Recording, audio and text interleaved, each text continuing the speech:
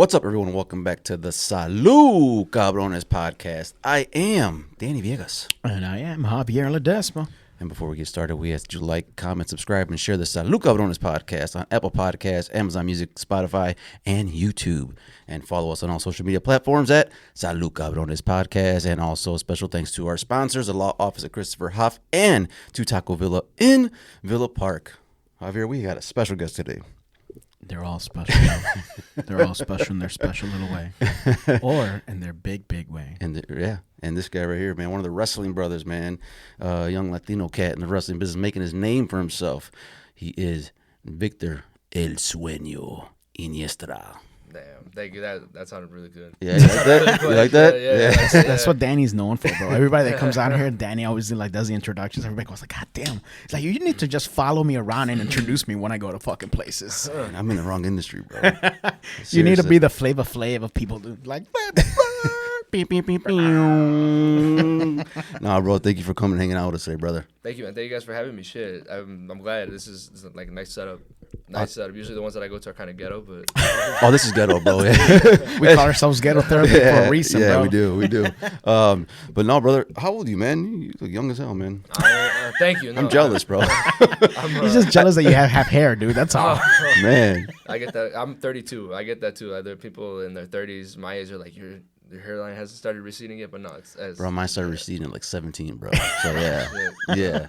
Dude, he's going to wake up one day. He's gonna be like, stretch, and he's gonna look. It's gonna be all the way back here. He's gonna have that cane thing going on. He's like, puta madre. I like your guys. See, this is all natural and shit, and I got this on the beard, but I'm trying to. My girlfriend wants me to outgrow it more, but the only thing is, I get it like that flaky shit, and I can't stand that. I can't stand that whole flakiness, and I tried everything, so I'll probably let this grow out for another like 2 weeks, and then I gotta trim it. So I like how you have it. You gotta do all the You gotta get all the products, bro. Get in there and get the what is it, beard oil in there, and there's the balm and everything. Mm-hmm. There's times when I like really go all out. I'm like, hell yeah, I'm gonna do it. My wife like comes out, she's like, you're taking a lot longer to get ready. It's just your fucking beard. And I like come out of there, and then I'm just sniffing the beard the remainder of the day. I'm like, smells like bourbon. He's sitting there with his own little brush and shit, just like. I only have beard oil. That's the only thing I got right now. Yep. Only thing I got. Beard oil? Yeah, I only got beard oil. Someone told me to use tea tree. I use that too, but again, when it gets to that point where it's just long, I can't. I'm like, fuck this. Yeah. I got ferment dye for my beard. That's what I got. See these little white spots here? I gotta cover them up, bro. I got to. Danny's embarrassed. He's got that. I don't know if you guys remember promo with Scott Hall and Kevin Nash and TNA. When he shows up and he sees Kevin Nash all gray and he goes, like, oh, I see we're not dyeing our hair anymore. I haven't got to that point yet. No, I'm not at that point yet. I just hit 40, so I think I'm just going to fuck it. You're fucking 40? Yeah, bro. No fucking way you're 40. I turned 40 August 2nd. Yeah. I'm 41, bro. Yeah. You guys are fucking lying ass, bro. You're fucking. Dude, he's 46. I get every episode, Danny puts on like an extra 2 to 3 years on my age. I'm like, you asshole. I'm like, what, in my 70s now and shit? You guys are like, you're 35, maybe. Oh, man. You're my favorite guest, dude. Fuck. He's just barely started. He's already my favorite one, bro. Yes. Just because you said I was younger. But no, bro. 32. How long you been in the wrestling business for?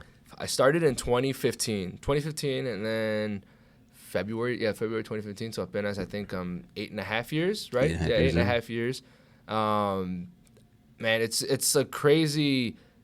Looking back on some of my matches and shit, like I find them online sometimes, and then I have pictures that pop up on Facebook, and like looking at that, how I was at that time to now. I was talking to my girlfriend yesterday about it too, actually, because we were putting a match together, and just the way you think about structuring shit, and to back then and to now, and then it's a really big change. Mm-hmm. It's one of those things where like you start off at this point, and then once you get to here, you're like, fuck man, look how much you've grown, look at what you've been through, and look at like just like how you started into where you're at now. You know what I mean? It's really cool to see where I started and now the person that I become, even just in life too. Your mentality changes, all that, and like I'm blessed to be doing this shit, because there's people that like they get injured, there's people that they pass away, there's people that like have like goals and shit in life, and now they're not able to do that. So then for me to be able to say, because I say it all the time too on my social media, that like, thank you God for another day of life, you know, thank you God for keeping me healthy, that I, you know, because this shit could end tomorrow. Like, God forbid something happens and then I'm injured and I can't do it, but I'm glad. I was gonna say, an injury that, you know, forbids you from doing this. You know? Hell yeah, dude. That's why I'm blessed to like still keep my health, because once this is done, hopefully it's not for like years to come. I'm still, once I have a family, I'm still like, I want to be able to do shit, you know. I still do a bunch of stuff, but I'm glad to still be walking, you know. Bro, it just takes, like you said, it just takes one injury, bro. One wrong move, one wrong step, and that's it. One little thing, man. And like, I've had my, you know, like little aches and pains here. There's times where like I get out of bed and I'm like, fuck, like I can't, you know. But it's little things like that that's not so bad. But man, no, I'm glad. I'm happy. There's recovery, you know. There's the little things that I gotta do before for recovery to recuperate, and then there's things that I do before the gym. It just takes me a little longer sometimes to have my warm ups, and it's fine. I don't care. Like, it's at the end of the day, I know once this is done, like I'm not gonna regret a damn thing.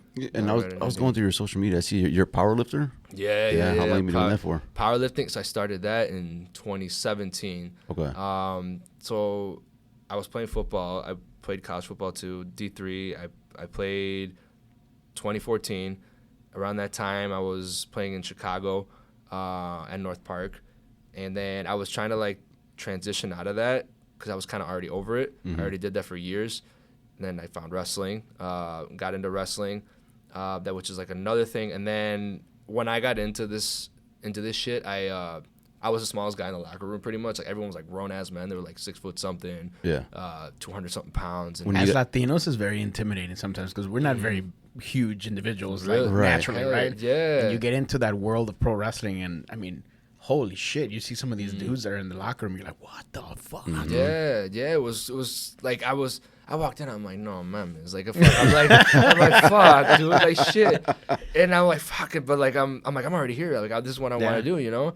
And then, like, after, like, a year and a half, 2 years, from, like, 2015, then I was like, I got to do something else. And I didn't want to do bodybuilding because I love lifting weights, man. But I didn't want to – bodybuilding is more of – you have to count, like, even the fats, even, like, every little thing of food. And I was like, dude, I don't want to do that. So then I found powerlifting, and there's more, like, leniency there. And I'm like, I want to do that. I want to – there's a different type of – it's a different type of training for that. So that's why I kind of just fell into that. I'm like, I need to do something to supplement this. Got into powerlifting, and that's how it started, man. And then started putting on more size, and then like, from what I was till now, like, I'm not like, again, I'm not fucking 200 pounds or something, but I'm in better shape.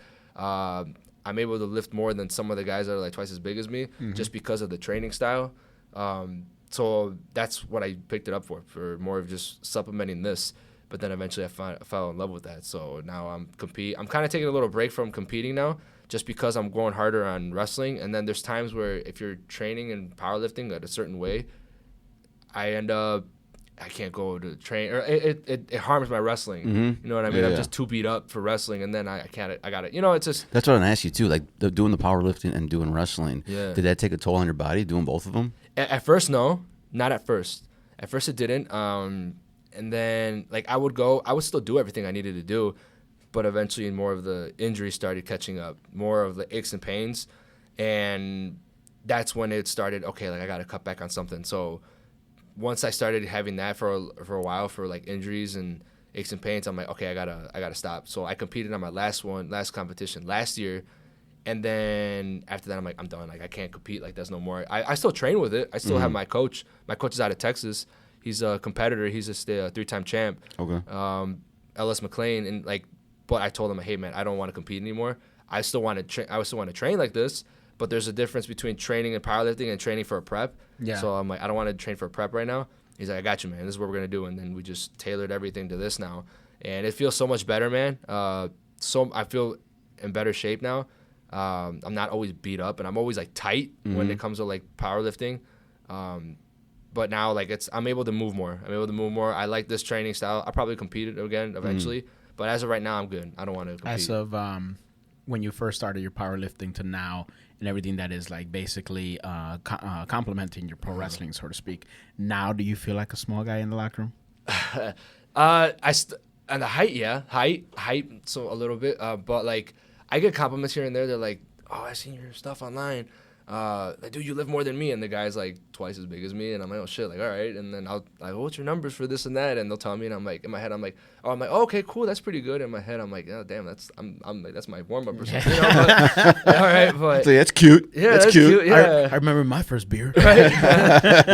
Yeah, it's still, but like, you know, I get compliments here because like where I was, again, my body physique back then, a year ago till like now, just because I've changed everything up. I like you need those comments sometimes. They're like, hey man, you're doing good. Keep keep working. Like, thank you, man. I appreciate it. I can tell you this, going and seeing you at some of the shows, comparing locker rooms. Sometimes you walk in and we can say we walked into some locker rooms and we're like, oh man, look at that guy. He's not in greatest shape. Yep. Like, what is he going to bring to the table? If it's not going to be the physique, he better bring in something completely different. But now I feel like your style has become a really interesting hybrid because I've seen you wrestle and you've got some really awesome power moves that you've implemented, and then you got a lot of high flying stuff too. So I'm like, okay, he's become a really interesting character because of the hybrid, and I'm pretty sure a lot of it is thankful to the powerlifting. It is, man. Yeah, I definitely, that powerlifting stuff has gotten me to be able to do certain things. Like, I pick up certain people, like I'll do like a deadlift German, but I don't really hit it. Maybe I'll pick them up and then like, and a guy's that's like twice my size, and just that little image of me picking somebody up, and then they're like, oh, like you can hear the crowd kind of coming up. Those little things I like to show off my thing. Maybe like I do a jackhammer and something, but like, you know, like just powering them up. Those little things. Yeah. Just like when you see fucking Chad Gable doing it. Yeah. These fucking guys, bro.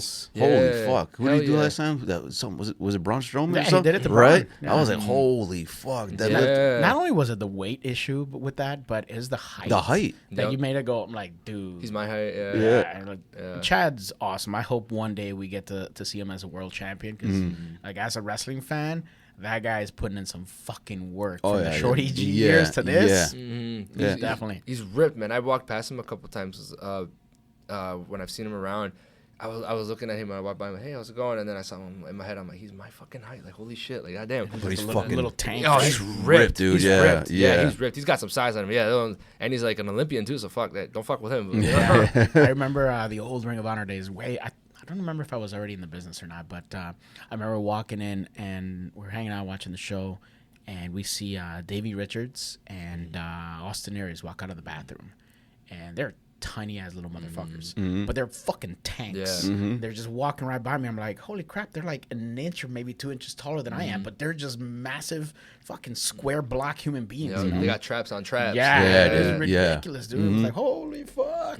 At that height, I feel like you got to put on some size, you know. Yeah. Because if you can't do something about your height, you can do something about your size. That's for sure. I've never met those two, but I've heard that they're swole. Yeah. I heard they're swole. That's why I was like, all right, let me do something. I'm not the biggest dude, but like it's from where I was to now, I'm happy. I'm definitely happy where I am. That's what powerlifting's done for me. And you said you played D3 football, right? Yeah. So growing up, was it you wanted to play football, and was wrestling ever in the thought for you?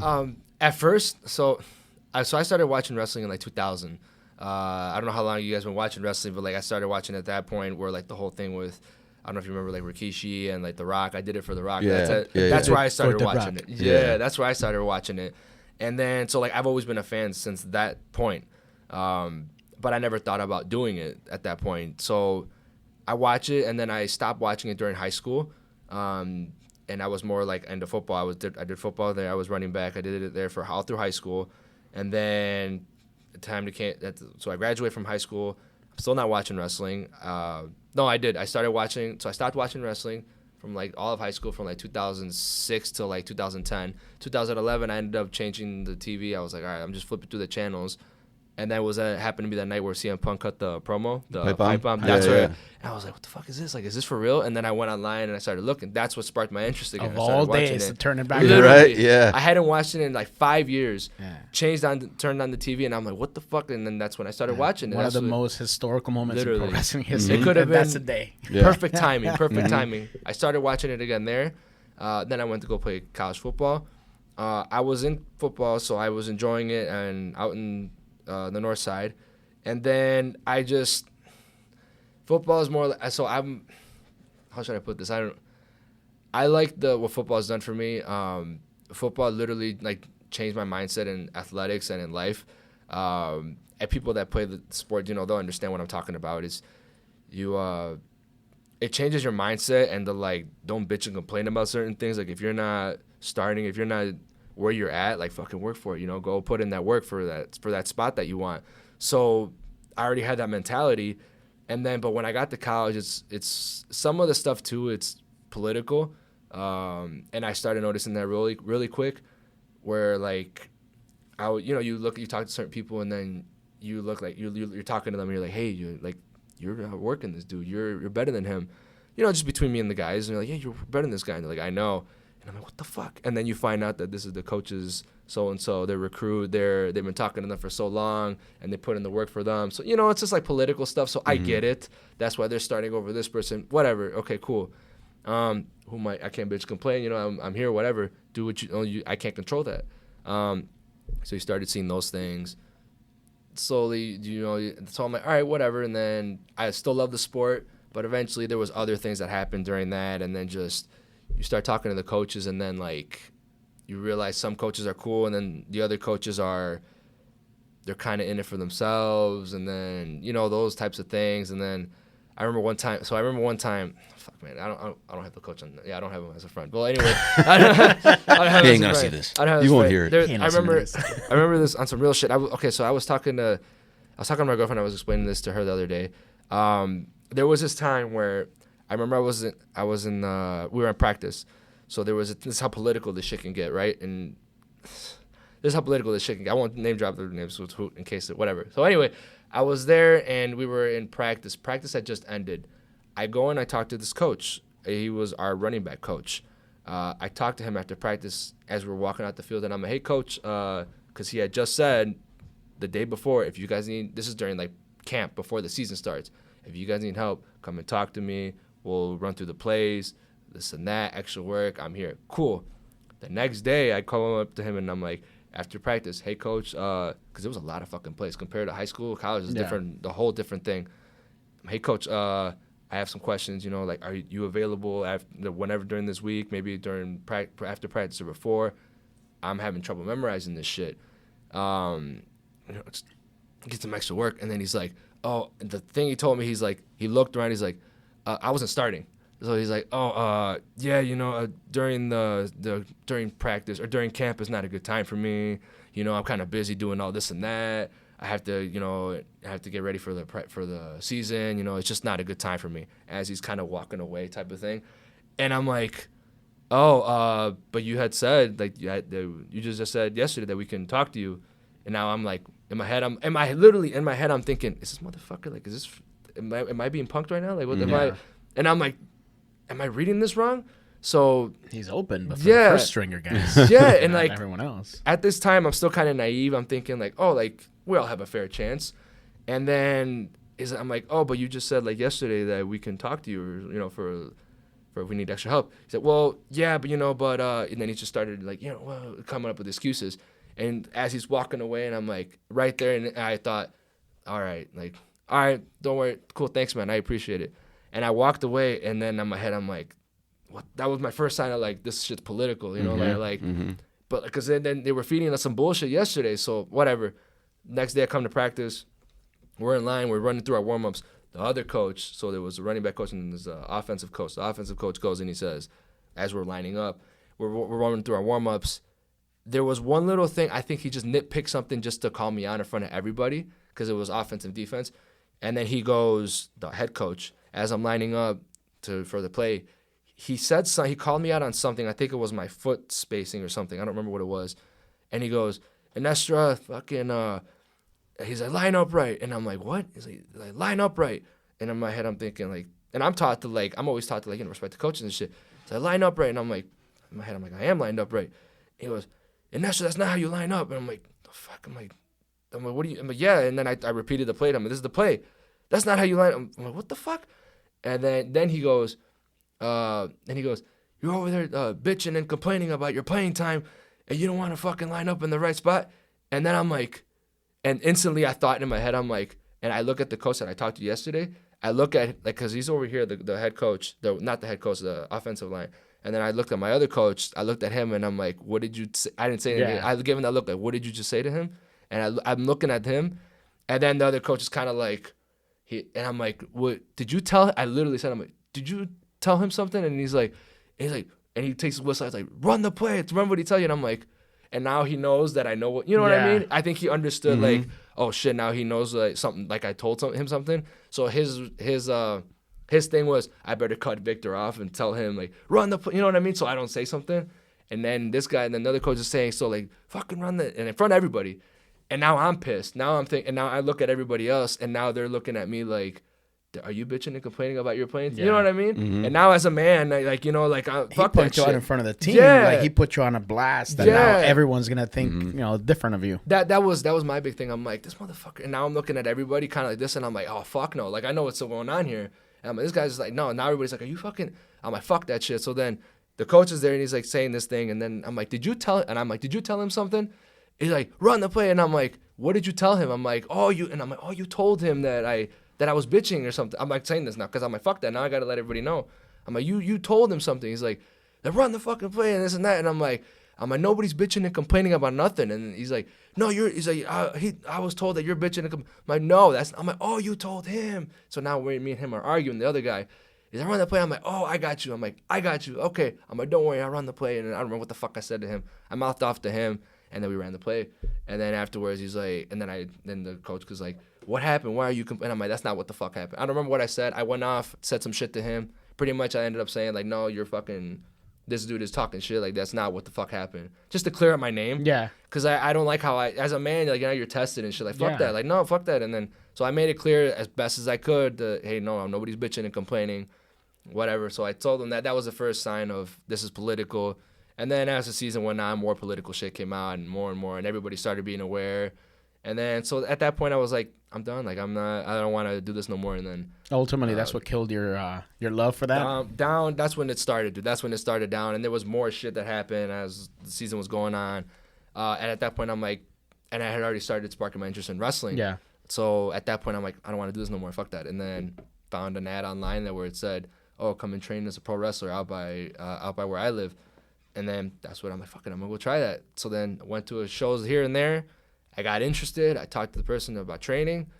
I'm like, fuck it. And then I told plus college was too fucking expensive. So I'm like, I don't like doing that shit. So I'm like, I'm done with this. And then talked to the head coach. Head coach was really cool. He's like he was a Christian guy or Catholic or which one of those two. But he's really religious, understood everything. He's like, hey, man, thank you. Because he was the one I talked to go there.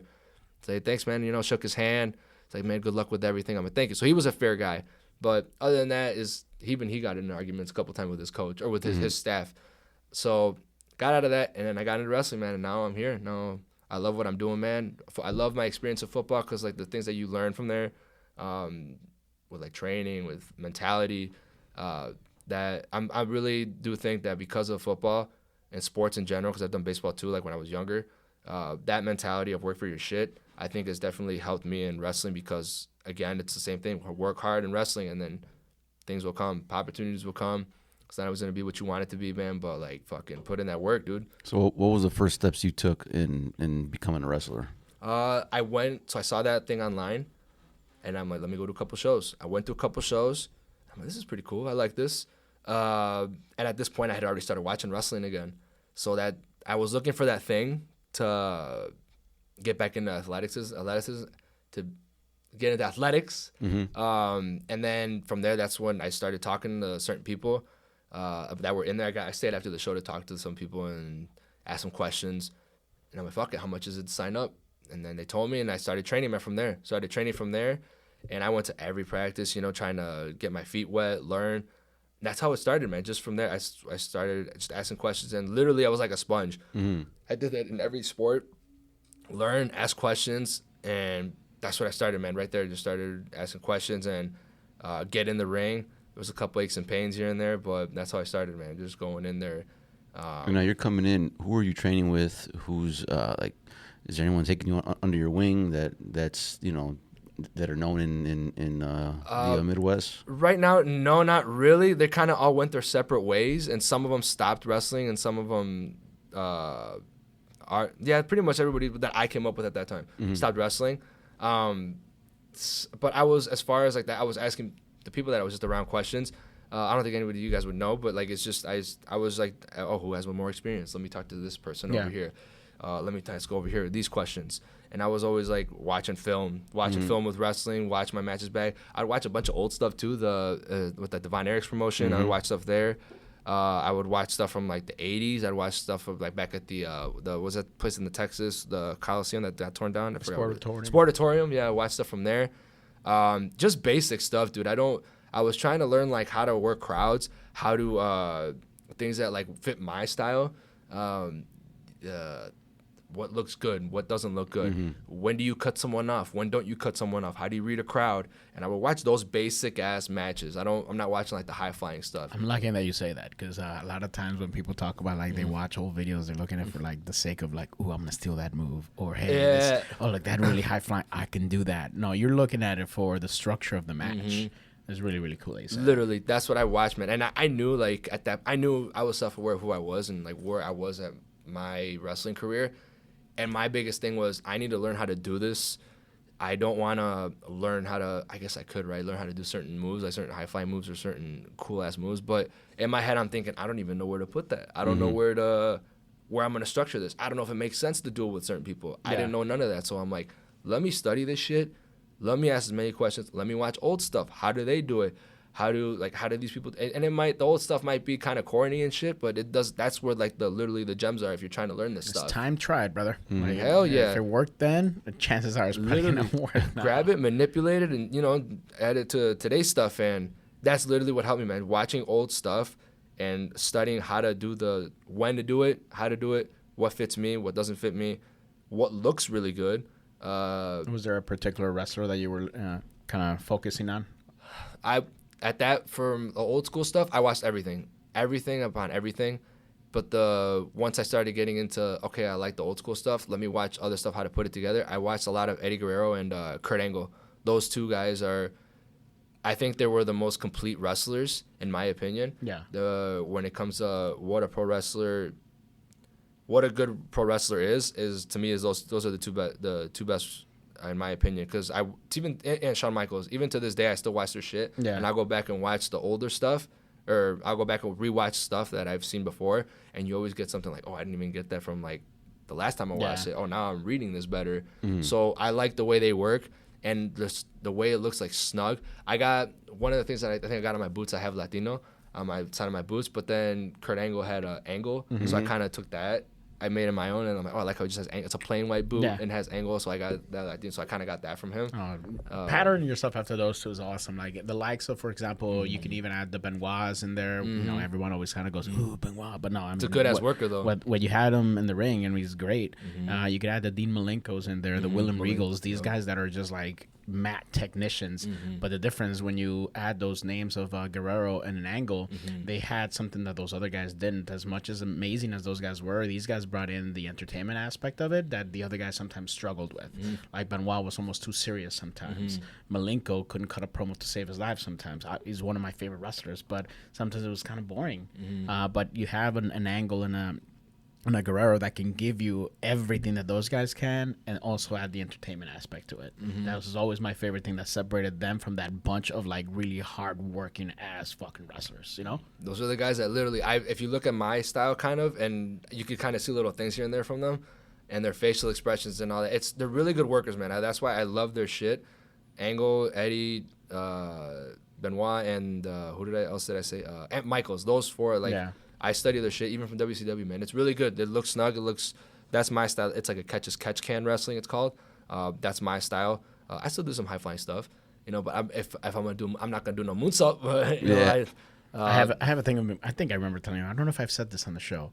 I hate doing moonsaults because I can't see where I'm going. Yes. And I have to focus on my target in order. Dude, I can hit a frog splash from one side pretty much almost to the other side because I know where the fuck I'm going. Yep. I can generate whatever speed I need, right? But a moonsault, I can't. I almost broke my nose doing it, so I'm like, that's never going to be part of the freaking the repertoire here. Fuck that. No, I can't. The only backflip I do is a line salt off of the second one. That's the only thing. And then even then, I probably miss it just because I don't want to kill the guy. So, So now breaking into the business, what is the differences to you from wrestling to playing football?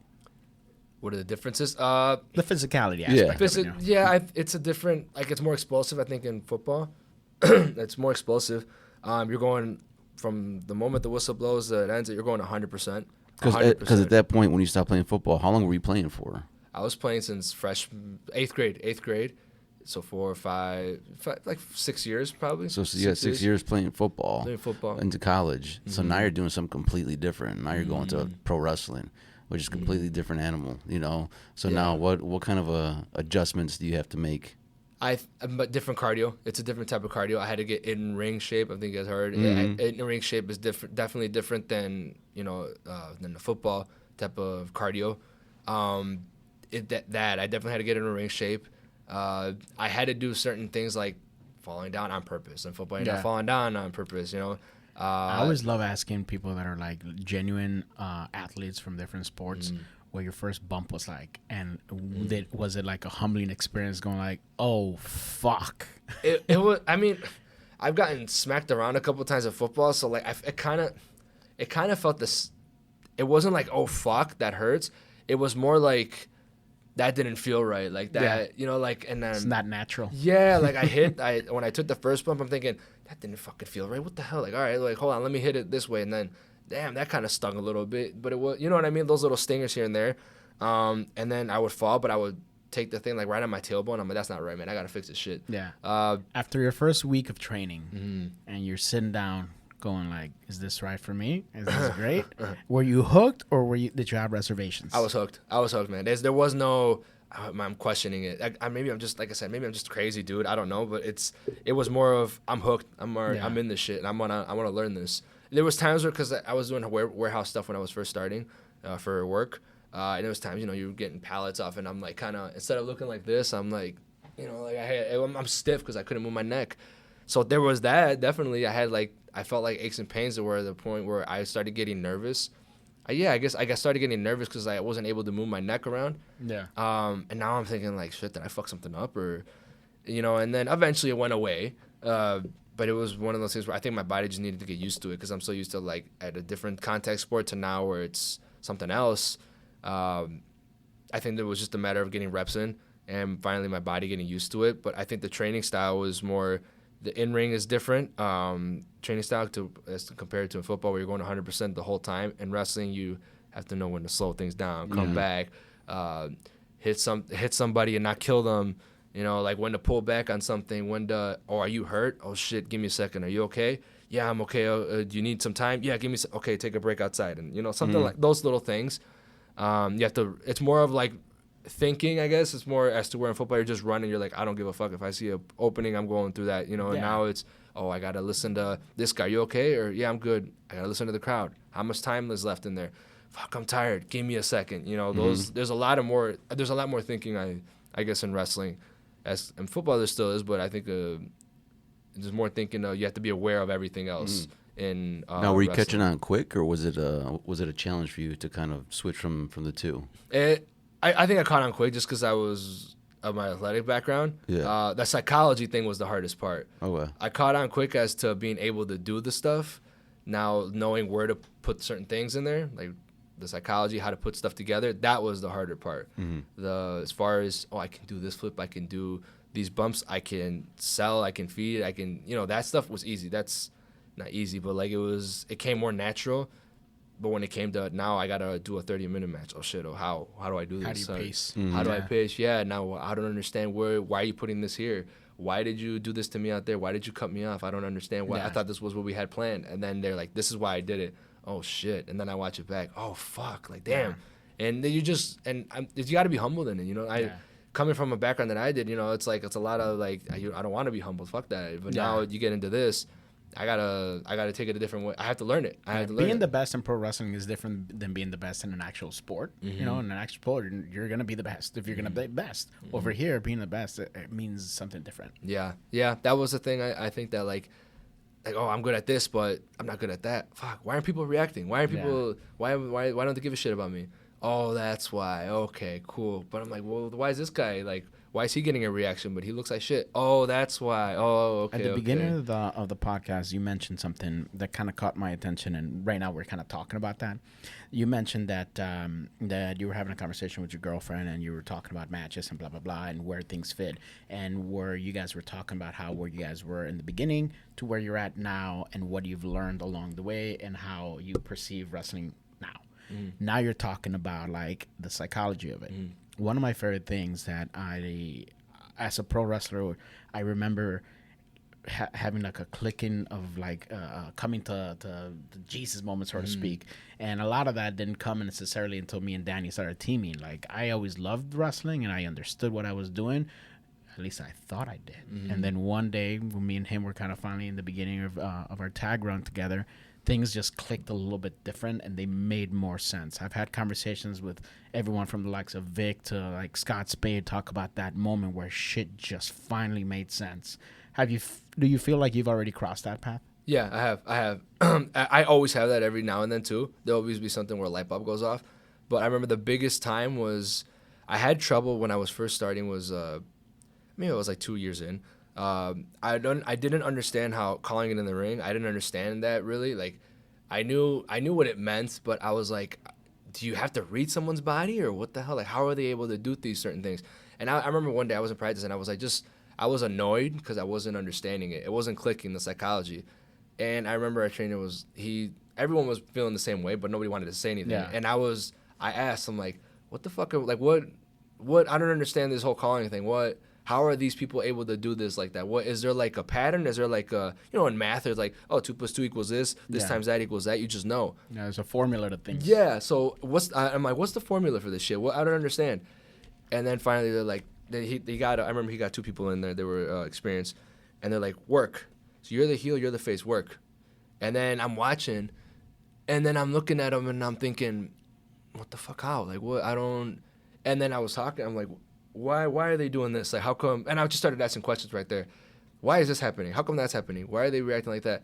It's because they're in this moment. They're in this part of the match. You know what? It's like they're in this part of the match. They work like this. They're in this part of the match. They work like that. When you get to here, you work like this.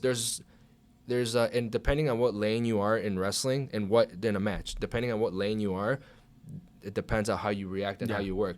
And that's when I was like, oh, okay. And then I started watching the people that were working.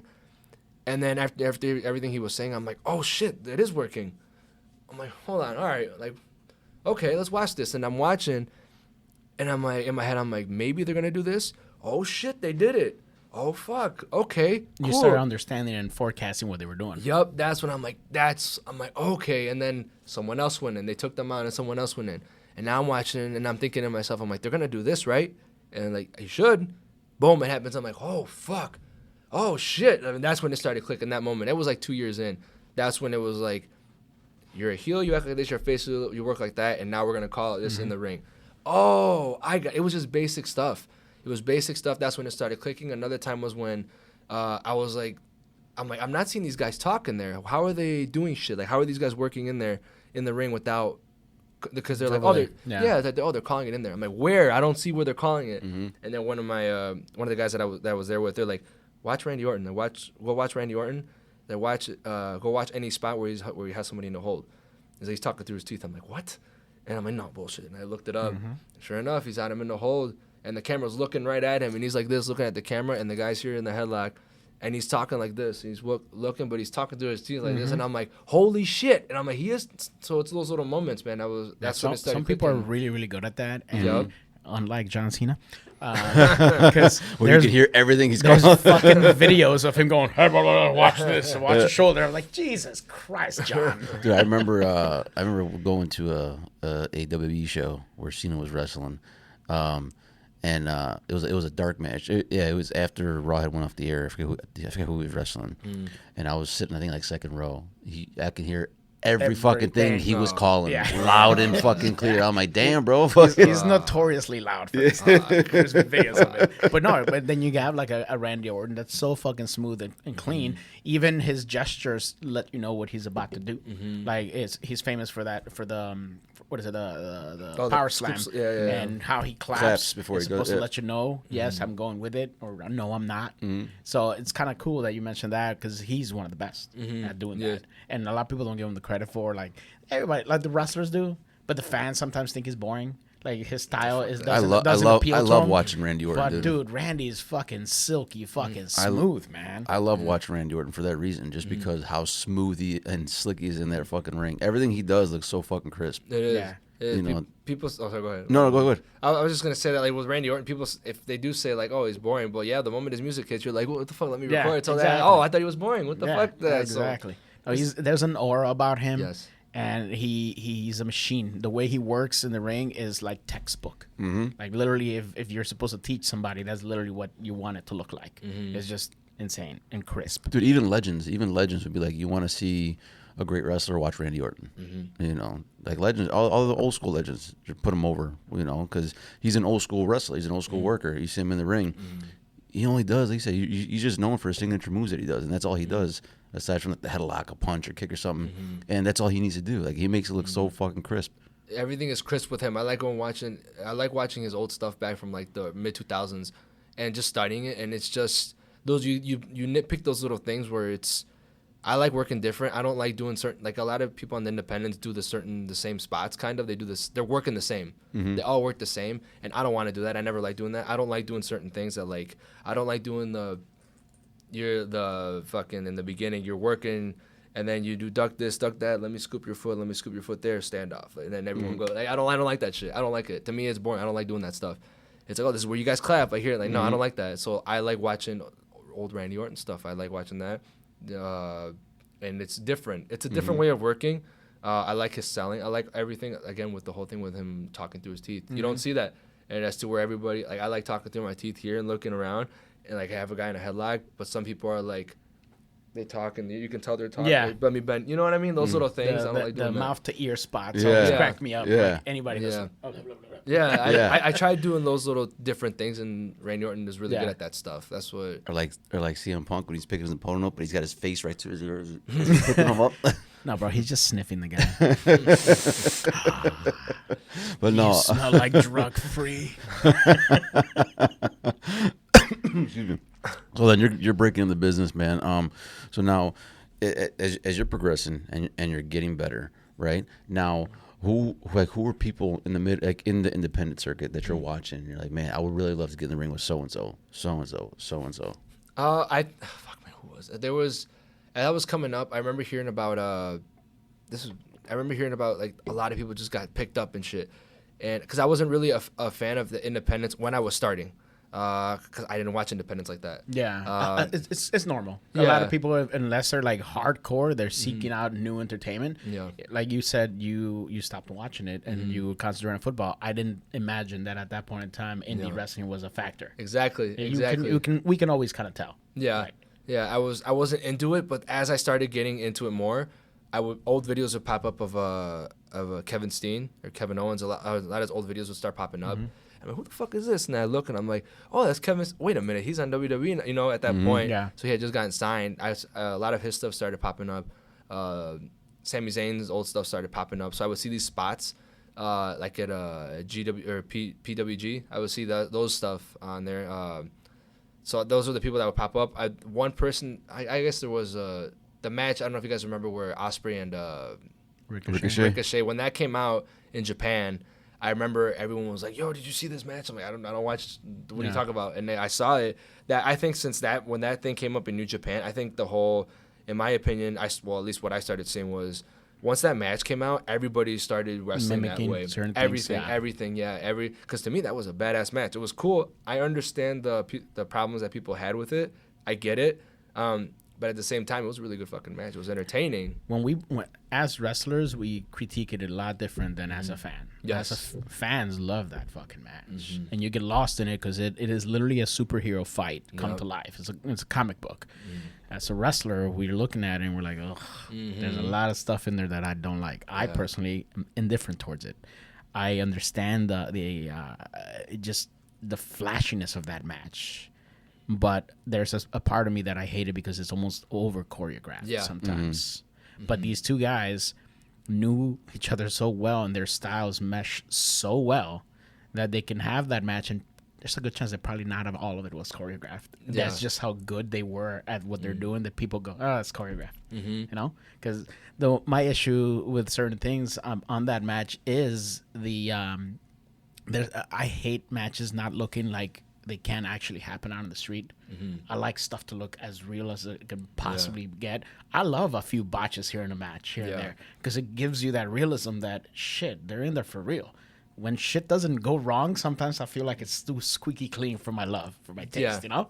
And that match to me was too fucking squeaky clean. I can see, I can see what you're talking about. I like also like the hardcoreness, or the more realism. That match was, I think, for when it came out again, everybody started doing that style. Yeah. Everything. That's how I knew about them. I'm like, who the fuck are these guys? And I started looking them up. So to your point again, those are I think when that came out, I started looking up more of their stuff. And I'm like, maybe I could do some of this stuff. And when I saw the shit they were doing, I'm like, there's no way I'm doing that. I'm not doing no inverted whatever the fuck off the top. I'm not. Like, I'll kill myself. There's no way. I could barely do a standing. No, fuck that. But I would keep up with some of their stuff. So then that was more of, I guess, the people that I would see on Independence. When starting in like 2021, when I started branching out more into other places, I would start seeing more of, who the hell was it? It was I started seeing a little bit more of everybody, but people that started standing out more, I think it's not even my style. But it's Mance Warner. I think his stuff, just because he's a different dude, he's a character. But, like, the bloodbaths that he would have, I'm like, fuck that. In my head, I'm like, I ain't doing that shit. But, goddamn, I'm like, that's pretty cool. You know what I mean? Yeah. It's like, I guess sometimes that some people don't want to, is that wrestling? Is that not wrestling? I get it. I understand it. To me, it's not my type of style. Yeah, there's different strokes. The world of pro wrestling is made up of different types of people that can paint in different ways, man. Of course, man. That's the cool thing that what we do. It's not my style. But I will fucking watch it. You know, I'll watch it and respect to him, man, because the beating that he takes and shit. I met him a couple times. He's a really cool fucking dude. I think he's probably 35 now. I think I talked to him a couple times at AAW. He's a really cool dude. But like, respect to him, man. The shit that he does, man. Fuck, I mean, and the fact that he's still walking, that's an entertainer, man. People are gravitated to him. Would I want to work him? Yeah, I do, just so I can have that fucking, hey, I got my Mance Warner match. Fuck yeah. Will I walk out of it in one piece? I don't know, man. I don't know, man. I'll be fucking nervous to wrestle him. Hell yeah, I would. But like, just the fact that, like, hey, man, I fucking got my match from him. So we all remember the moment that Randy faced Mick Foley. Yeah. Randy became a completely different character after that. Like, we knew that match put him through the grinder, and after that match, we knew that he can take a beating, and now he was put in a spot where he became believable to carry the belt, right? You're talking about having this match. Do you feel that as a character, as the Sueno Iniestra, you need something like that to give yourself that credibility of, like, this guy can take a fucking ass kicking from anybody that they can put him in? Because as promoters, sometimes when they're booking these guys, they're looking at their roster and they're going like, hey, I'm bringing X, Y, and Z. Who can I put him in the ring with? If you become that guy that, hey, he can work with anyone, then he's the guy that's going to go work. But otherwise, sometimes they'll bring someone in like, I don't think they're going to have a great match, but he'll have a good match with so-and-so. Do you feel that you need that kind of, iron sharpens iron, steel, so to speak? Yes and no. I can work a lot of people. I have different styles. I'm confident in myself that I can, and I've done it before. As far as like working that like a deathmatch type of thing, I'm not really a fan of like work. I just don't want to, you know what I mean? Like it's never caught my attention. Like death matches, I'll watch it, but I'm not. As far as like I need that fucking craving to do it. No, I don't want to do it. But if I have a match with someone like him, and it turns into weapons, that's fine. That's fucking cool. But I don't want to go through no fucking barbed wire or nothing. No, I don't want to do that shit. The psychology that we employ in certain matches, I think right about now, especially what you've discussed about the people that you were watching, I think something like that could be a hybrid match where you can sprinkle some of that in there, but still keep it a traditional match where it's, you know, it's got its build up to it, and the bulk of that match, the meat of that match is going to be what everyone loves. Sprinkle a little bit of the brutality to it, and then you end up with a great match. That's my thing. That's my type of thing that we can build towards that. Yeah, that's if there was an opportunity to do that with him, at that style, hell yeah, I'll do it. He's just more. I think he's just more like used to that, and like it's his body's accustomed to that. Those people that do those types of matches, like I said, more props to them, man. There's props to those guys. Some people I've heard that they crave that, like it gets them the rush. Yeah. Fuck that. Yeah, I don't. Fuck, man. I respect to them, man, but I don't. I've gotten in a couple fights in my life. I've been cut open a couple times, like with elbows and shit. I got my licks, but fuck, I don't know, man. I don't know if I want to do that that many times. Besides a Mance Warner, who else would you like to get in the ring with? Manders. I've talked to him a couple times. He's a big dude. He is a big fucking dude. He's a big dude. I've told him too. I'm like, when am I getting my Manders match? He said, well, bro, fucking talk to the promoter. You know, so I want to match with him. I also want to match with Bailey, Mike Bailey. That's in my opinion, that's as far as like putting matches together. He's like fucking. In my opinion, he's probably. I thought you meant WWE Bailey. I'd like a match with her too. Yeah. Shit, yeah. In my opinion, Bailey is probably, as far as putting a match together and like a structure of like a technical match and everything that has to do with wrestling. He is probably, in my opinion, probably one of the top 5 wrestlers in the world. I think. I met him a few times too. He's a really nice guy, but he's one guy that I really want to fucking face. If there's a chance to, like wherever, I want to face him. He's one of the top guys. Just so I could pick his brain too. I've talked to him a couple of times about how he structures his matches, and he's told me. And in my head, I'm like, dude, like you're on another fucking level. Like and I'm trying to grasp what he's saying, and I get it. And then I watch his matches, and I'm looking at it like I have like what he's told me, and I'm looking at his matches, and I'm like, this isn't what he said. And then I'll ask him, and then he'll tell me, yeah, this is the part where I said, and I'm like, oh, like you're doing it in a different way. Like it's pretty much like plugging in numbers, man. It's like math. It's like advanced fucking math, but for wrestling. Yeah. So everyone has different philosophies on what they're going to do, and it's great. It's different painters, man. It is, man. That's why, like, props to him that he came up with that fucking level. But like, shit, man, that's complicated as fuck. Yeah. But again, he's had some good ass matches. We talked to Lince Dorado. He's another guy that he broke some stuff down to us like off the podcast. We were just shooting the shit, and he started telling us about like how he's doing certain things, and sometimes he'll be in the ring with somebody and he'll do something, and people get caught in the moment and in awe of what he just did. And he's like, "Hey man, we're still wrestling." It's like, come on. So where did the name El Sueño come from? So I used to go by El Mero Mero. I used to do that, and then AEW came around, and then I heard Thunder Rosa say La Mera Mera, and then people started saying, "Did you get that from?" I'm like, "No, I didn't get that from her." Like, fuck that. So I was like, I gotta switch my thing up. And I was looking for something fresh too. Doesn't it suck that when a more famous person comes up with something, then you're like, well, now I gotta fucking redo this shit. Yeah. I remember the phone call I did to Mikey Wild the day that Cody started calling himself the American Nightmare. Yeah. I called him. I'm like, hey fucker, you're gonna have to change your shit.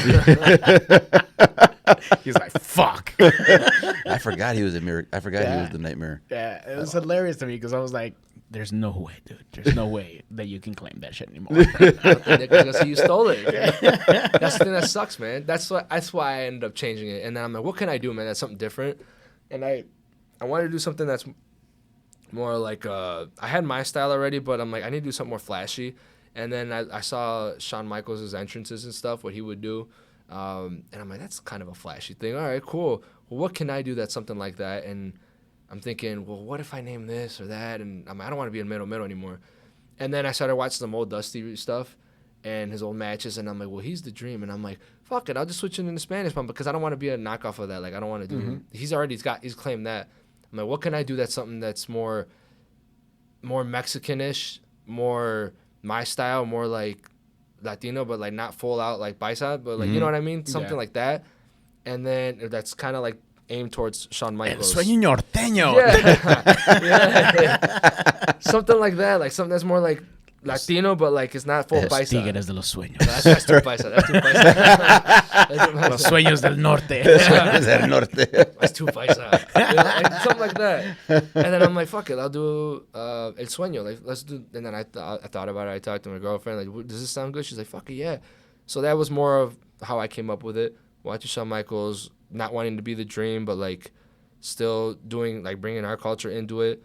Because some people just go out straight full Mexican, and it's like, well, this has kind of already been done. I don't want to be full out Mexican. I'm still Mexican, but, you know, my way. And then, so that's how I kind of came up with El Sueño, and now people, it's kind of stuck with. I think I like that better. Our culture is kind of tough. If we want to be something completely different, it's tough because Mexican wrestlers are weird typecast sometimes. Yeah. It's like, oh, you guys need to be the thugs. You guys need to do this. You guys need to do that. It's rough coming up with something very unique for Latino wrestlers. Yeah. Like when we were doing it, like Danny always came up with like the bandana stuff, and he was already kind of playing the typical like Latino wrestler stuff. I started off as a gothic character like way back in the day, and I was like, all right, well, that's definitely not Latino and shit. And then when we joined together, he was really big into like Mayans and Sons of Anarchy and things like that.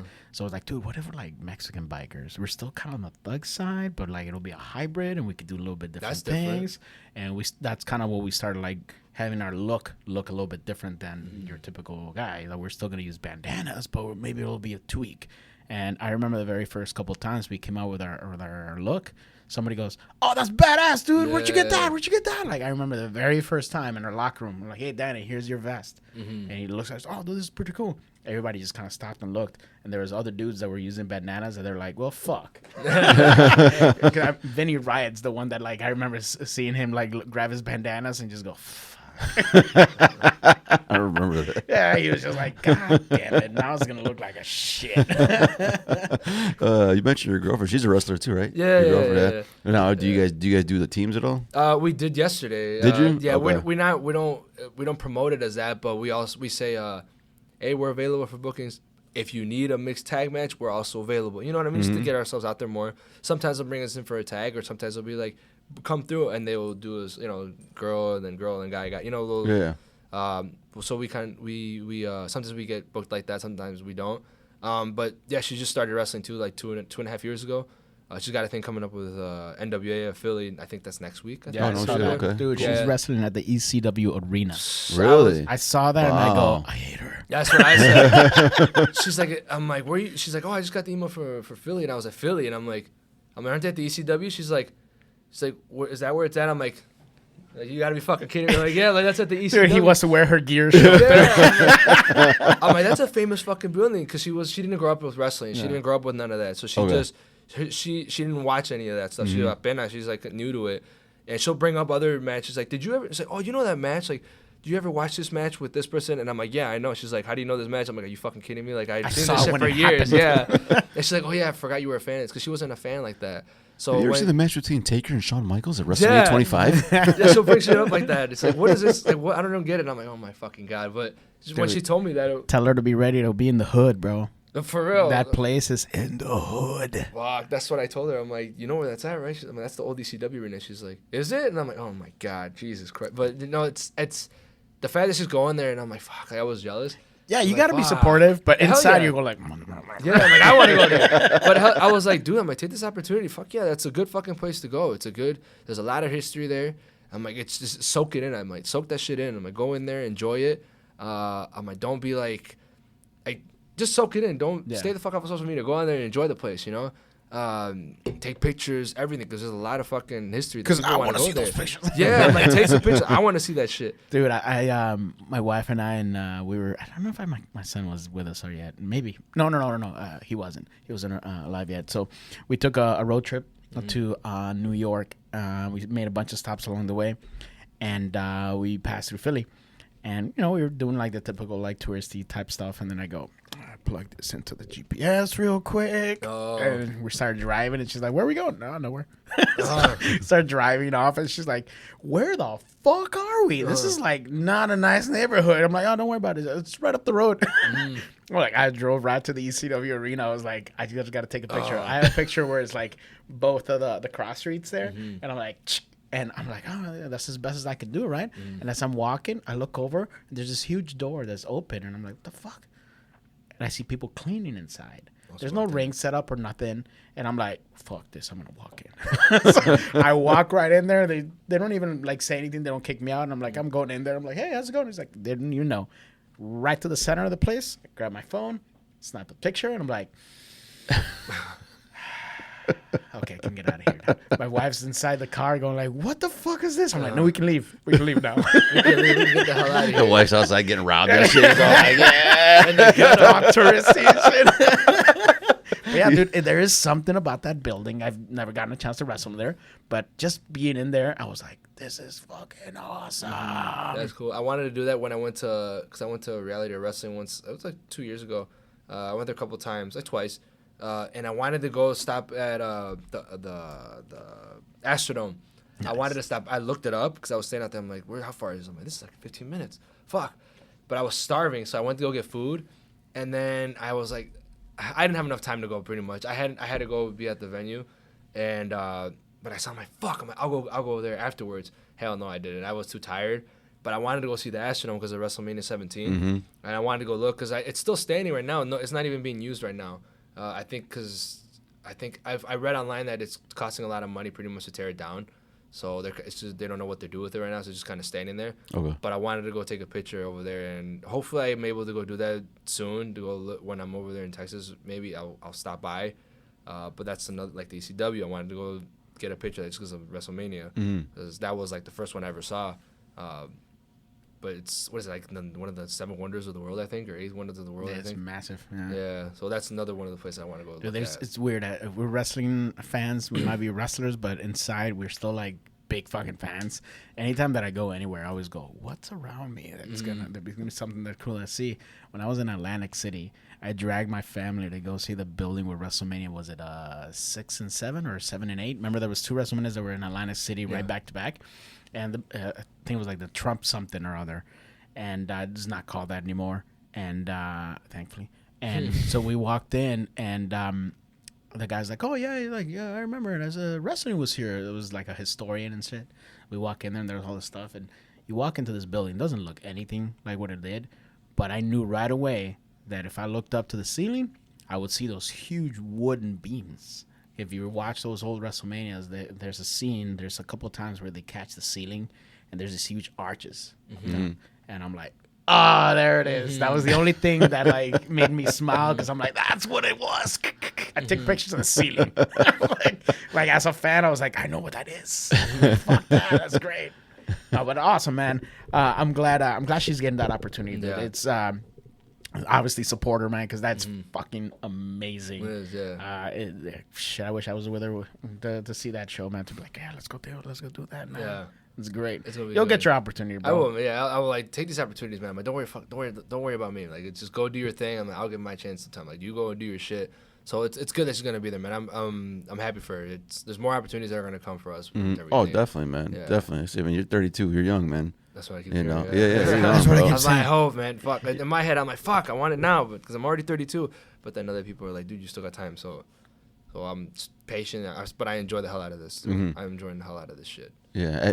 Do you like send your stuff in to like a WB or AEW and stuff? Yeah. I always send my stuff in. I do some.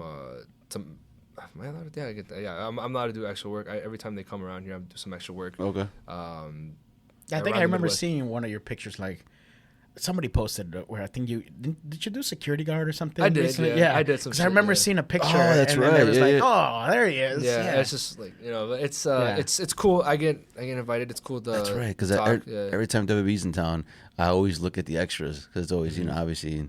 Some of the boys, the boys we know. So I'm looking. I think I remember seeing you one time. Yeah, it's cool. I like going in to see that. Just it's a machine, dude, that they got going on there. It's no wonder that they're the top company in the world, because it's just the way that they run things, dude. It's so smooth. They got a whole machine of people that put things together, to where it comes to production, where it comes to stuff online, where the media, the story, the writers, everything, the lighting, everything is top notch there, dude. It's like no wonder everybody wants to work here. Holy shit. Yeah. But it's a good place. It's a good environment. Hopefully, I get the opportunity in the future to be there. Or anywhere, just because I love this shit, man. Just any company that you're at, I think is a good opportunity to be there and to be seen. And if you're getting paid for it, then yeah, fuck yeah, it's good. It's good. You're taking these opportunities, obviously. What are you learning from these things when you go in there and you're coming out? Obviously, you're in awe when you're in that moment. But then when you start to kind of reel it in and go, okay, now it's time to learn. Now it's time to be the sponge that you were talking about. Let's get the most out of this opportunity. What are you taking away from like your moments there in WWE where you go, okay, where am I going to do that to get better? One thing I do look around and I see, what does everybody look like? Oh shit, I need to step it up. You know, that their physique is one. Sometimes I'll hear, because they're talking like right next to you, that maybe whether it's somewhere like WWE or a different promotion or even a higher independent, the higher ones where like people that are so-and-so used to be signed, now they're running their own school, those places. Anywhere where there's like someone that's higher up that's got experience, I listen. And just to see how shit is run, how like, okay, production, cool, this is how they cut their promos. Oh, that's how they cut the promos. Why are they styling it? Like, why are they doing the promo like that? Oh, okay, I get it. That's why they're doing it this way. How could I take that and make it my own? How are they putting this match together? Oh, why? How much time do they got? Oh, that's why they're putting. And then I'll see it like on TV or something. Like, oh, that's why they put that shit like that. Okay, cool. The way they work the camera, the way they sell to certain angles, and you catch those little things. Like, how do they put themselves in position? You know, and why do they change certain things at last minute? So you're kind of looking at all those things and thinking, how can I take that and make it into my own? How can I be a smoother wrestler, I guess is what I'm trying to say. How can I use social media?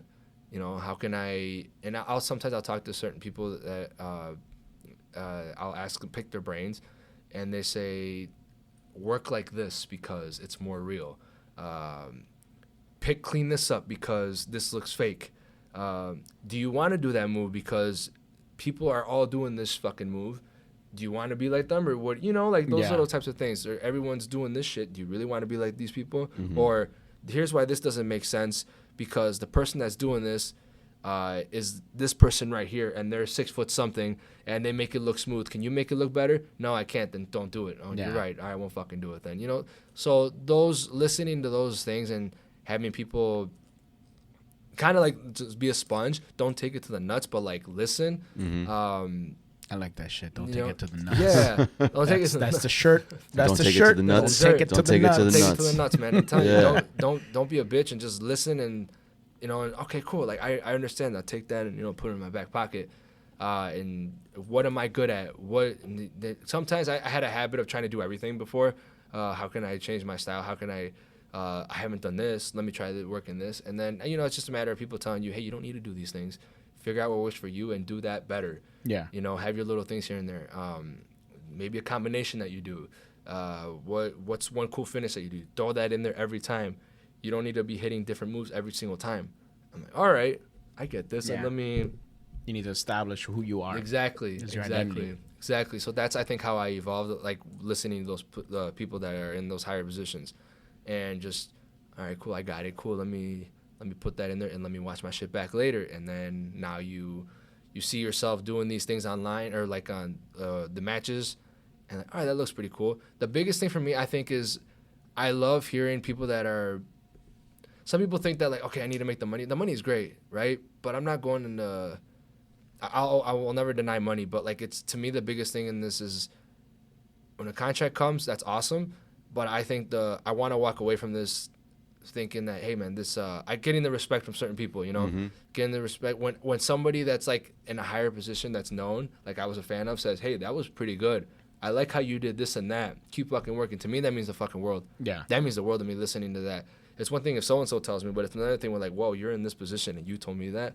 Awesome, man. Thank you. I love how you did this and that and keep working. That is like, man, I needed that to give me that extra push for. Yeah, it's a huge motivating factor. It's a huge pat in the back. Yeah. I know what you mean, dude. I'm a promo guy.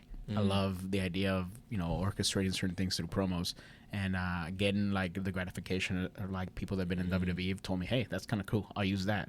I did that with Rhino once, and that was like the very first time that I ever felt like I was like, all right, I'm good at this. Yeah. It was awesome. I was going to say, CSW brings in a lot of names. You mentioned being a sponge and like from people that have been in, higher spots. Who have you learned from the most that have come through that locker room? Do you talk about anybody or just anybody? Because I know a lot of times you see it on the flyers there. They've had Shane Douglas not too long ago. I mean, Will Ospreay's been there, things like that. But who have you? Do they kind of stay like away from you guys? No. Like, are they open? They're open for you guys to. So who have you learned from that has come along the way? I think besides our trainers, Steve Boz and Jason Hades. BOZ, baby. Hell yeah. They changed they made me He's my cousin. He's a cool ass dude. Everyone's cousin. He's a cool dude. When I got there and I started listening to Steve Boz and Jason Hades, just the way that you structure things, because there was stuff that I was doing, like in my head, I'm thinking, okay, I got good basics. Let me learn something different. And when they were like nitpicking certain things that I did, I thought, I'm like, really? That doesn't make sense. And I would see, like, as I would record myself, I'm like, wow, that does make sense. Holy shit. And so, like, little things that I would do here and there, they would nitpick it. I'm like, all right, thank you. And then I would ask questions again. Another person that was really good was Kalisto. So I got to have a triple threat with Kalisto.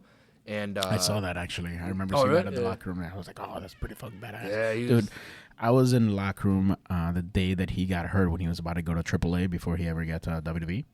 And I remember I heard about that, yeah. He fell off the top and I think broke his foot or something or other.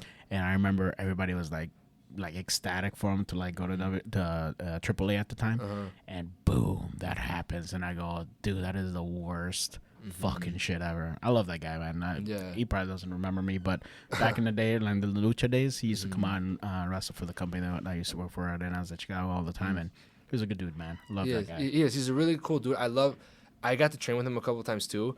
The way that he works is the way that I work, kind of calling it in the fly, but with bullet points. So it was cool to talk to him and like, hey man, I'm doing some shit right. He was a guy that he's like, do it like this. This is why. That was another guy. So I think when we see each other, and I will say, hey, what's up?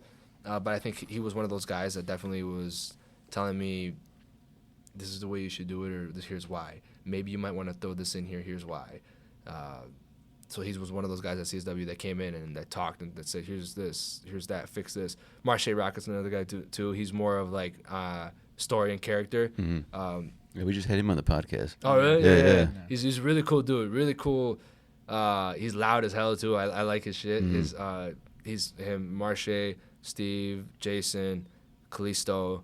Those guys have really kind of been like, man, do it this way. Here's why. I like this and I like that. You're doing good. Keep working. So those are, as far as CSW, man, CSW has been a really good place for me that when I first got here, and they're the ones that really started fucking with me and like they gave me a chance. And because of CSW, I think other promotions around Chicago and other places have said, oh, that he's a CSW guy. Oh, let's talk to him. You know, it's giving me opportunities to be seen. CSW has grown in the last few years. They've become one of the flag bearers of the Chicago style wrestling, no pun intended. But yeah, there a lot of people like look at that company and they're doing things right. They are. It's grown from when I got there like a couple years ago. It definitely has grown, and I think because people have asked me like, well, what's that place that you go to? You know, like I want to go there and shit. I'm like, dude, fucking come through. It's grown and it's gonna grow even more. I think at the end of the year in December they're planning on having a big show somewhere in Franklin Park, but they're planning on having like 800 people at least. Hopefully they're gonna try to aim for 1,000. I know that they're having that big show, so it's gonna be good at the end of the year. I don't know when they're gonna start announcing it, but they should start announcing it soon. I think they said. But yeah, if you guys get a chance to go to that one, fuck yeah, come to that one. It's gonna be. I know they're getting some couple names for that one too. It's gonna be good. CSW has done big things for me. It's given me that opportunity, that platform to be seen. Thanks to them, and thanks to Steve Boz and Jason. Dude, they're really good guys, really good fucking guys to be there, to be running that whole thing. And as we start winding down here, man, what's next for you, man? What are your goals coming up? be signed, man. To be with WWE. That's my biggest goal. Man, be WWE. If another opportunity comes with some other places, I'm taking. Don't say no to no opportunities, man. If it's another company, I'm gonna say yes. But that's my biggest thing, man. This is WWE, and just to earn respect with everybody, dude. I want when this is done, if everyone says, "Yeah, I remember working him. He was a really cool dude," that would be awesome, man. To be someone that like that respect, and maybe I don't know, man. Maybe later on, I invest in some company. I don't know. Maybe do my. I never thought that I would want to run my own thing, but if I earn enough respect and I've been enough to. Like, you know, if I've earned enough respect for people, and then if there's an opportunity to do something with some company, maybe I invest, or maybe I work together with some, like a CSW, for example, maybe work with them later on in the future to, hey, we can make this grow, then maybe do that. Is that something you would like to do after you do in-ring work, after you retire from in-ring work? I think so. Maybe towards the end of my career, years from now, maybe if I'm still wrestling, maybe here and there, and you know, as I'm cutting back on it. Yeah. But something more towards the end. Okay. Towards the end. Who knows, man? I say that now. Maybe later on I'm like, fuck that. I don't want nothing to do with it. But as of right, it'd be a cool thing to do. Maybe just because it's what wrestling's done for me. So I think that thought passes through all of our heads. Like at one point in time, as we're in the business, we're like, can I do this on a different level? As far as like running and being the guy, I've thought about it for years, about doing this show. Earlier, you mentioned when I asked you about WWE and what you've learned, and you mentioned about how the social media aspect of it. You have a very interesting social media presence. We were kind of talking about this before the show began, and you mentioned about your dark humor. I follow you on social media, and sometimes you definitely put you get me to laugh every so often. You've come up with some really interesting videos, and I think that is an avenue that a lot of workers do not take advantage of. They're maybe, who knows what their outgoing personality is. Maybe they're not. But we see on social media like the veteran Vaughn. Jack Vaughn. He does great at social media. He's fucking hilarious. He's funny, and he's become almost bigger because of that. Bishop, that other guy, he's doing massive funny things on social media, and now you're following in those trends. Like, I've seen some videos that you've posted up on social media that are fucking hilarious. I mentioned to Danny, and I kind of talked to you about it too. There's one that cracked me up about you being the cranky booker walking into the locker room and bitching about the shit that the workers just did out there. What the fuck was that? It shit cracked me up. So where is your inspiration behind all these videos? I think, like I said before, that I kind of have a dark humor, but I think sometimes people, they don't want to show it because maybe they're like, oh, what are people going to say and all that. Because people are easily offended. Yeah, dude. Fuck that. Like, I kind of hold back sometimes too, because again, it's just like, let me sprinkle this here and there. So I think that's what it is. I don't want to be like, I want to be funny, but I want to be the funny way that I am. I don't want to. I'm going to be funny, but you can kind of see through that type of thing. It's like, this is kind of stupid. This is fake. So I think that's what kind of, I want to be my own funny. Like, I want to, let me sprinkle in some of this and that and my humor in there, because I like doing things that's different. Like, Vaughn and them, they do their own thing. That's pretty cool. I think it's funny as shit. Yeah. If I don't want to do that, they're going to be like, oh, you're just knocking these guys off. Yeah. Like, I'll do my funny shit, but in my way. So I think that's why I started throwing in some darker stuff. And they're like, maybe just some, everybody thinks that, but nobody wants to say it. That type of thing. I think that's where I kind of get that inspiration of. And maybe throwing a little bit of, like, Mexican stuff in there, too. I'd have to go back and look at some of my old videos that I would show examples. But that's why I like doing my own darker type of thing. I can understand that, because, man, when I remember being in the locker room and being the rookie, you never want to, like, ruffle any feathers. Yep. So you always keep quiet. But, like, something happens, and your natural self would have been like, pinche pendejo. You're saying something stupid like that. Dude, that thought, intrusive thoughts like that have entered my head numerous times in the locker room. Like, man, I would tear that kid apart right now. It's just... and then you go like that. But I'm like, mejor no. But over the years, you get a little bit more comfortable in your locker rooms. You're no longer the rookie, so you're like, fuck that guy. Let's go ahead and say these things. Let's go crack these jokes. Let's go roast this motherfucker. Yeah, because this guy, like, dude, nowadays in the locker room, we're just shooting the shit. We pick our corner, and all we do is fucking shit talk everything. And sometimes we'll do it in Spanish to not offend anyone, you know. But we got caught up that one time. Remember, Shauna Reed was sitting in the locker room and we're talking shit, and we said something in Spanish, and she just turns around. And she's like, "You guys are assholes." You guys are assholes. I was like, "Oh, you understand Spanish?" Yeah. I was like, "Oh, like, fuck." See. I'm like, "Oh." We're like, "Fuck." Sometimes I'll catch you. You'll say some shit like fuck this that, and then they're like, "Oh fuck," like, "Oh, hey, what's up, man?" But it is what it is, man. You know, fuck it. Fuck them. You're an adult. Grow up. You know, like, Yeah. You think? Don't take it to the nuts. Yeah, take it to the You don't nuts. think these things? Get the fuck out of here, Man. No, brother. We want to thanks, man. Thank you for coming and hanging out with us today, man. We hope you had a good time here. Before we head out, any last things you want to say? No, man. Thank you guys for having me here, man. Thank you. Follow me on social media, El Mero Iniestra and everything. TikTok. I took out El Mero. Yeah. Fucking. What was it? Instagram, Twitter. I'm trying to use Twitter more. I don't like Twitter really, or X, whatever. But I'm using it more now because that's where the wrestling community is at. Yeah. But yeah, man. Follow me on there, man. Thank you guys for having me. Hell yeah, dude. It's fucking fun. Yeah, no, I appreciate it, man. Thank you, man. We want to give. Hold on. Go ahead. On your way out, earlier I said, good things are going to come to you. I said this the other day to somebody. I think it might have been Moondauge. Just a little note from the podcast to you, bro. You're doing things right, and you're making it a huge name for yourself. I see you as one of the people that are standing head and shoulders above a lot of the people in the locker rooms right now. Keep doing what you're doing and make the Latinos fucking proud, brother. Thank you. Let's man. do Thank it. You. Oh yeah, Thank you, Latino guys. proud. Thank There we you. go, Thank you, guys. man. Big thanks to El Sueno for coming and hanging out with us today. Big thanks to our sponsors, the Law Office of Christopher Hoff and the Taco Villa in Villa Park. Victor, this is where we sign off with a toast, man. We sign off with saying "Salud, cabrones," man. So whenever you're ready, I'm ready. 1, 2, 3. Salud, cabrones.